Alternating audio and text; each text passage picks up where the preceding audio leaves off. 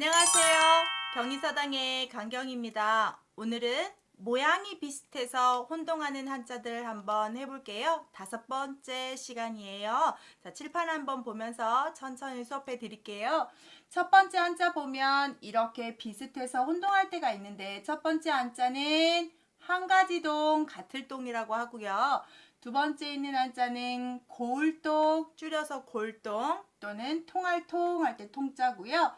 그 다음 마지막은 향할 향자예요. 제일 혼동하는 한자는 같을 동과 향할 향을 상당히 혼동하고 있고 그렇게 또 알고 있는 사람들이 많은데 구분하는 방법은 만든 이유를 좀 보시면 돼요.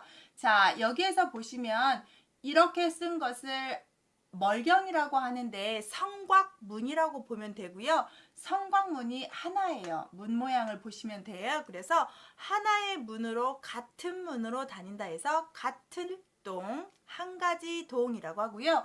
그렇게 성곽문에서 사는 사람들이 같은 물을 먹어요. 지금 말한 처럼 집처럼 물이 나오지 않고 우물물을 먹기 때문에 그 우물물이 오염되면 다 같이 콜레라가 걸린다든지 약을 타면 다 죽는다든지 이렇게 되기 때문에 그 물을 우물물을 같이 먹는 사람들 단위를 마을이라고 그래서 마을동이라고 해서 뭐뭐뭐동 주소 쓸 때 쓰는 동자고요. 그 마을 사람들에게 다 물을 공급하면서 여러 가지 다 그 물을 우물가에 앉아서 소식들을 다 통하게 되더라 해서 통할 통자 통찰력 할 때 통으로라고 발음을 하기도 합니다. 세 번째 향할 향자는 이렇게 쓴 거가 이게 바로 진면자예요. 진면자. 그래서 집 지붕이에요. 그러면 집에 우리가 햇볕이 들어와야 되고 또는 사람들이 드나드는 문이 필요해요. 그래서 이렇게 창문을 그렸대요. 집에 창문을 해서 태양을 향해 있다 해서 창문이 밖을 향해 있다. 향할 향 이렇게 만든 한자입니다. 얘는 문이 아니라 창문, 얘는 성곽문, 같이 먹는 우물물 해서 같을 동, 고울 동, 향할 향 이렇게 구분을 하셔야 됩니다. 두 번째, 자 정말 비슷하게 많이 보셨죠? 첫 번째는 방패간이고요. 두 번째는 일천천이고 세 번째는 어조사 우자예요. 방패간, 일천천, 어조사 우자인데 방패간자는 방패 모양이어서 우리가 고어를 보면 근데 방패를 그리면 이렇게 그릴 수 있잖아요. 여기에 이렇게 딱 문이 있다든지 이런 방패 모양을 그리는데 방패가 이렇게 막대기로 쭉 이렇게 해서 또 이렇게 연결하기도 하고 그래서 이런 방패 모양을 그리는데 위에가 짧고 아래가 길어요. 그 구분을 하셔서 해야 되고 만약에 이 아래를 이렇게 굽어버리면 그러면 어조사 우자인데 이건 숨을 쉬는 모양 숨이 후 나가는 걸 그림으로 해서 어조사라는 말은 말과 말을 도와주는 조사예요. 그래서 말 두 개를 고리처럼 연결하는 것처럼 외워도 돼요. 말 두 개를 연결하는 어조사더라 해서 어조사우고요. 여기다가 진면을 쓰게 되면 우리 지부자가 되죠. 그래서 우 발음을 하니까 유심히 잘 봐야 되고요. 일천천자는 여기에 뭐가 숨어 있냐면 이렇게 사람인자가 숨어 있어요.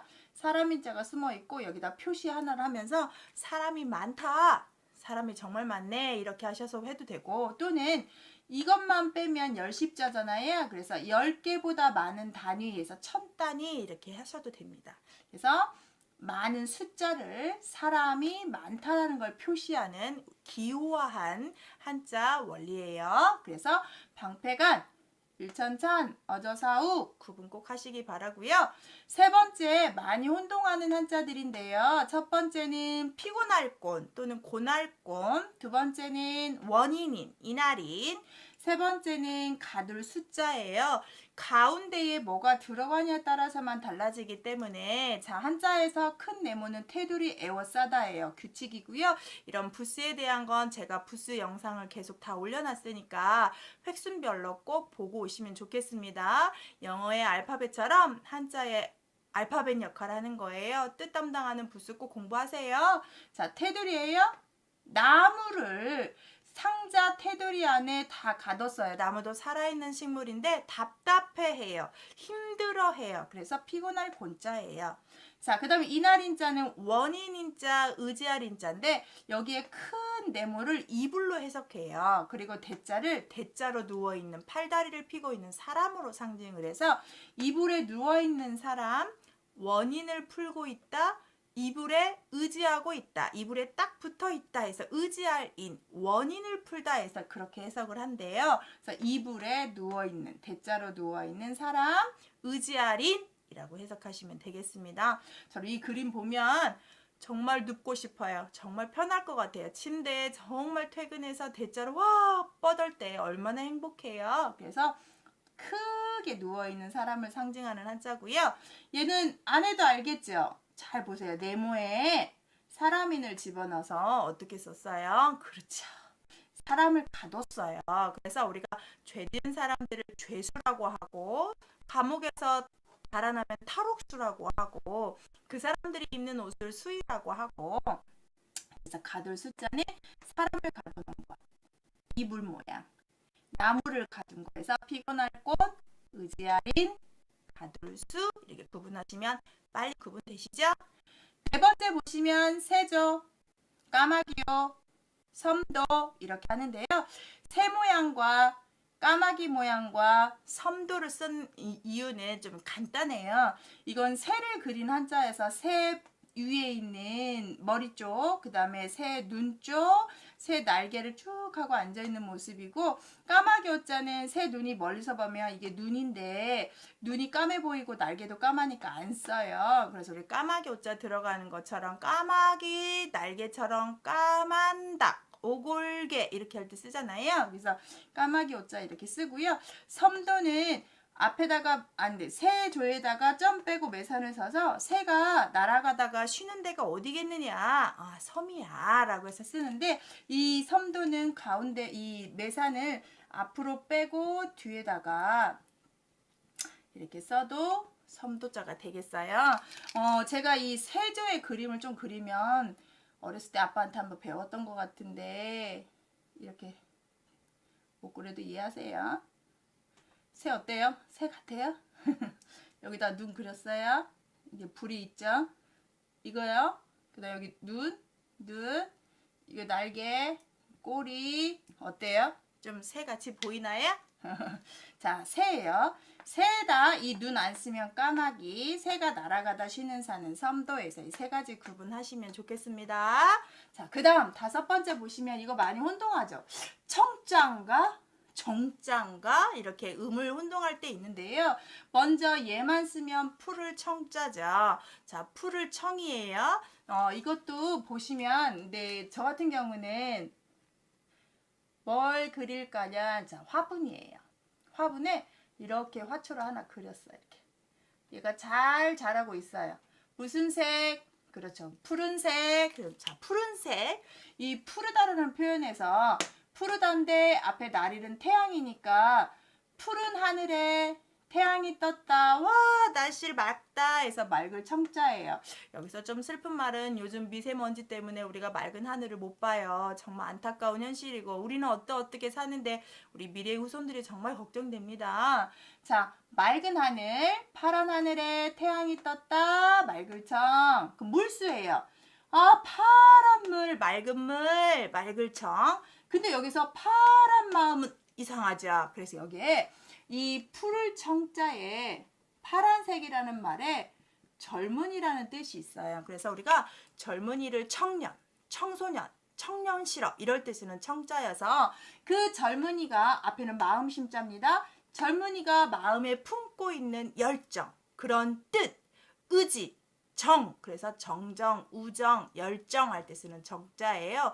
저는 개인적으로 저 정자 보면 어느 상품에 있는 초코파이에 있는 써있는 정자도 기억나요. 그래서 보시면 정이냐 청이냐를 보실 건데 앞에 있는 건 깨끗한 파란색을 쓴다면 이건 파란 마음이 아니라 젊은이의 그런 열정 어린 마음, 젊은이의 마음으로 해서 뜻정, 의지 정자예요. 구분 꼭 하시고요. 자, 여섯 번째 보시면 똑같은 수인데 하나는 줄 쓰고 하나는 받을 수예요. 자, 어떤 게 줄 쓰고 받을 수냐? 뭐로 외우시냐? 이걸로 외워야 돼요. 하나 뭐 붙었죠. 이거는 굳이 얘기하면 우리 손수라는 한자의 변형자고요. 손수변자인데 손에 자 저처럼 이렇게 지시봉을 가지고 있어서 내가 어떤 사람한테 이렇게 주려고 합니다. 그러면 저는 주는 사람이에요? 받는 사람이에요? 주는 사람이잖아요. 그래서 물건이 뭐가 딱 붙어 있으면 줄 수. 아무것도 없으면 받을 수. 자, 그러면 여러분이 지금 저랑 시청하시는 분은 저한테 수업을 받는 거고 저는 수업을 하는 거죠. 그래서 우리는 교사 입장에서 수업은 주는 사람이기 때문에 수를 쓰고요. 여러분은 저한테 뭔가를 받기 때문에 받을 수를 씁니다. 똑같은 수업의 숫자가 아니라는 거 참고하시고 이렇게 한자가 단어의 구분법이 좀 있고 해석을 해요. 자, 손에 뭐가 붙었다 그러면 손에서 주는 사람 줄 수. 아무것도 없으면 받을 수. 중요한 부수 또 한 번 할게요. 부수 강의 영상 꼭 보셔야 됩니다. 이 한자가 이렇게 쓴 한자인데 이렇게 있는 손 모양이에요. 손이에요. 이 아래도 이렇게 된 손이에요. 그러면 위에 있는 손과 아래에 있는 손을 긋고 가운데다 덮다를 써서 뭔가 이렇게 포장을 해서 손과 손에서 전달해 주는 거여서 받고 있는 손이고 주고 있는 손이에요. 그래서 받을 수, 줄 수 꼭 구분하세요. 자, 마지막. 이거는 정말 언뜻 보면 똑같아 보이는데 뭐만 다르냐면 위에 있는 한자만 다르죠. 그래서 위에 있는 거 얘는 뭐다? 생각사.